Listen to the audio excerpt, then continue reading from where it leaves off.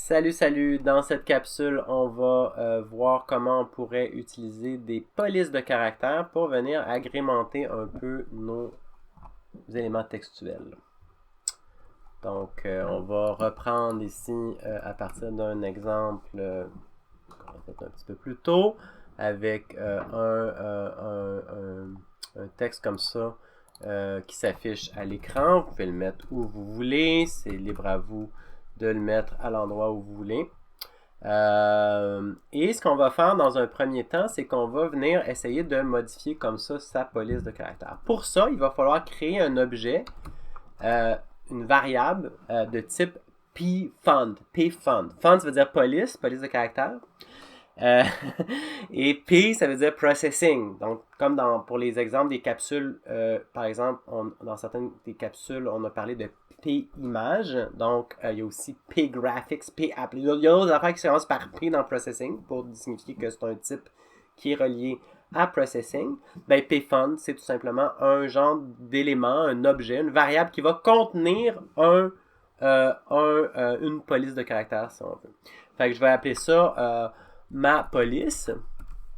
Et comment je vais faire? Ben, dans le setup, généralement, c'est là qu'on va le faire. On va venir chercher, on va venir créer cette police de caractère-là. Donc, pour ce faire, on va appeler la fonction createFont. Pas createFront, createFont. Et on va mettre ici le nom de la police de caractère. Là, il faut évidemment que ça soit une police qui est installée, en tout cas, a priori déjà, première étape, il faut que ce soit une police qui soit installée sur votre ordinateur. Fait que, je sais pas, je donne un exemple très de base. On va y aller avec la police Arial, qui est une police extrêmement commune, donc des bonnes chances que vous ayez ça sur votre ordi. Bon. Donc, vous voyez que cette fonction-là, en fait, on ne peut pas juste l'appeler en disant Arial. On se serait attendu à ça, hein? Pourquoi qu'on ne peut pas juste l'appeler avec le nom? En fait, il va falloir aussi spécifier, comme ça dit ici de méthode createFont, string float. Ça demande non seulement une chaîne de caractères pour indiquer le nom de la police, mais également, il va falloir ici déjà spécifier la taille de la police de caractères. Fait que, mettons, je vais mettre 50. Bon, j'ai créé ma police et rien n'a changé parce que je ne l'ai pas encore utilisée. Je n'ai pas encore dit à processing, j'ai juste dit, OK, il y a une police de caractère. Elle est là, elle est dans ma police. Maintenant, comment est-ce que je peux l'utiliser? Ben, il va falloir appeler text font, OK? Et passer en paramètre la police que j'ai créée. Et c'est ça qui va venir ici faire en sorte que là, mon texte va s'afficher selon la police de caractère que j'ai choisie. Fait que par exemple, là j'ai Arial. Si j'essaye avec Georgia, par exemple, qui est un autre police de caractère assez commune, ben je vais avoir un autre style à ce moment-là.